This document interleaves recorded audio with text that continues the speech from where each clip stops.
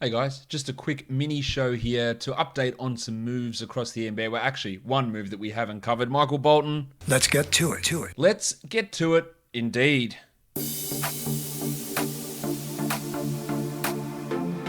You are Locked On Fantasy Basketball, your daily fantasy basketball podcast, part of the Locked On Podcast Network.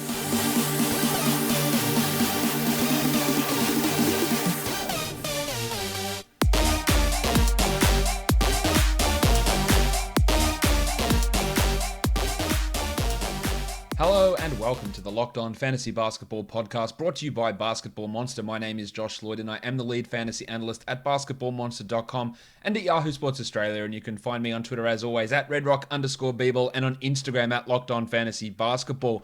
I expected to wake up today to see multiple moves that had been made. And I thought, I'll record a show, get that out of the way early, and then come back with today's main show, which is going to be my final NBA mock draft, my mock draft 8.0. That is coming later today. That is my 60-pick mock draft of what I would do at every selection. It's going to be different from the mock drafts you see at ESPN or CBS. I am not trying to predict in that mock draft what teams are doing. I don't have those sources because that's just me trying to gather information from these other ones and copy their mocks, which I don't think is all that useful. This is me saying what I think I would do in these situations, given what I think of the players and what I think of their current teams.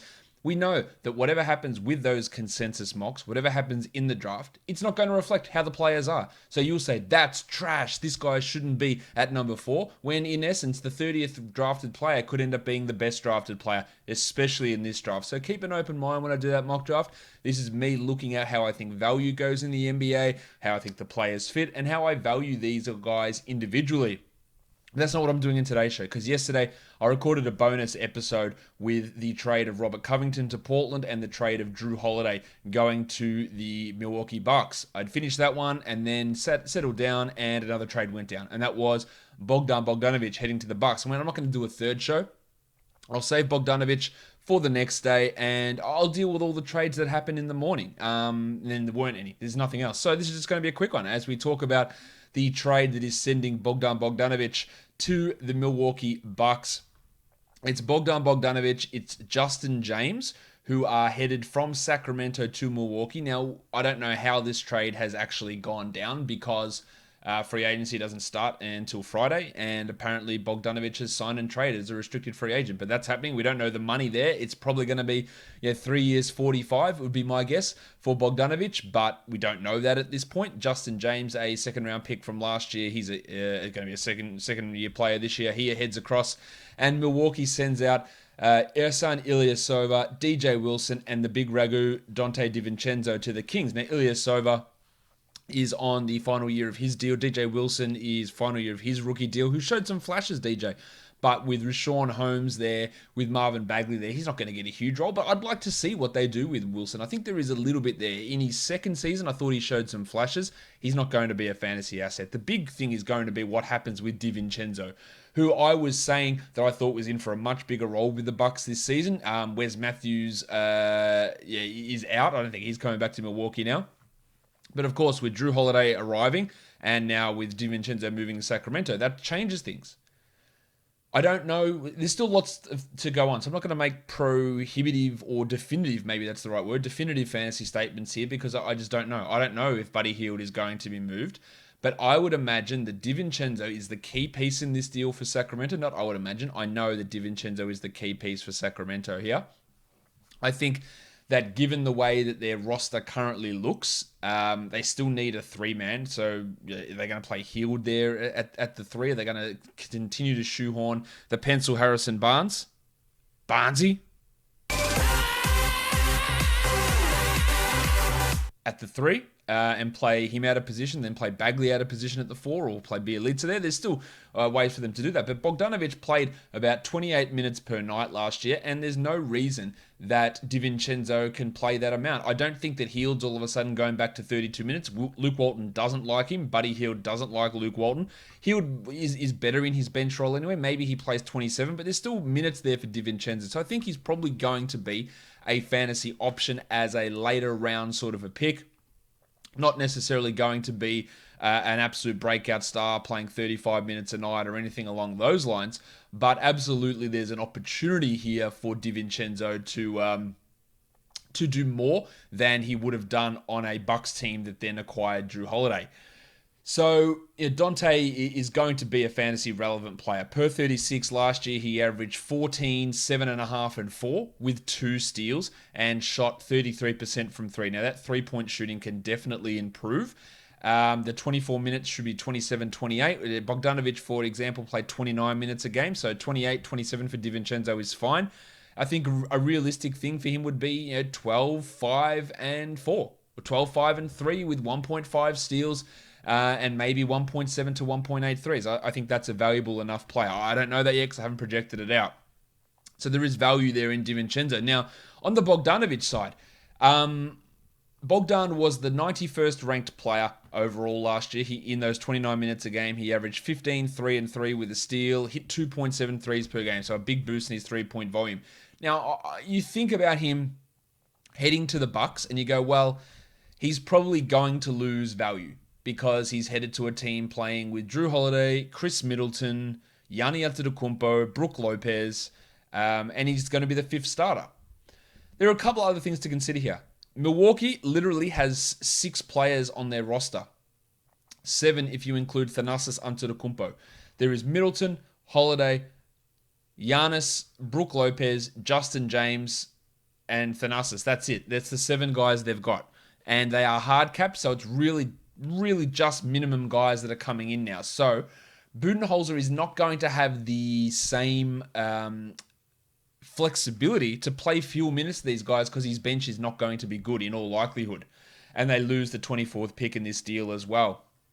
So Bogdanovic, there's a chance that instead of playing 29 minutes a night, he has to play 32, 33 minutes a night. He was a 22% usage player in Sacramento last year. Maybe that comes down. Look, it probably does come down, but I think he's going to be playing, honestly, a lot of point guard for this team. Middleton can handle it. Giannis can play some point. Jrue Holiday doesn't want to play point. I think we're going to see a lot of Bogdanovic as a point guard. There's no point guard on this roster as a backup, so he's going to play a lot. So that 3.5 assists that he got, if that got to 5, I don't think it's a surprise. If he played 32 minutes and averages the same 15 points with 2.7 to 3 threes, averaging 5 rebounds, 5 assists, and 1.3 steals, and perhaps the percentages improve. We hope they do, because he was a weird 74% from the line last year when he'd been 83 the year before that. While on the surface it feels dumb to look at Bogdanovic and say, well, you're going to the Bucks, you've got to share the ball with all these guys, you're going to be worse. And was my immediate reaction. But when I think about it, 3 extra minutes, more point guard, a chance to have a 10 percentage point rise in free throw percentage, not because he plays on the Bucks, just because he had a 10 percentage point drop last year, so that can come back up. Yeah, can he do all of that? Can he get more open threes? Probably. I'm not going to be reaching for him in the top 60 or top 70. He could get there very, very comfortably. His per 36 numbers, he averaged 19, 4, and 4 with over 3 threes and 1.3 steals. I think that he could average, as I said, 5 assists, 15 points, 3 threes, 4 rebounds, 1.3, 1.4 steals, maybe, in 32 minutes on 84% from the line. That can go back up very easily. 84 is what he shot in 17-18. 83 is what he shot in 18-19. So there is some value there. Now, James is probably going to have to play a role as well. I don't really know what to expect from Justin James, of course, because we barely saw him last season. Some Sacramento people seem to think that he can be an okay rotation player. He did barely play last season with only 7 minutes a game and averaged 2.5 points and shot 42% from the field. It's hard to get a full judge on him, but just a name that's probably going to have to be in the rotation and someone to watch. As for Ilyasova, I'm not sure how much they're going to play him, if they play him at all.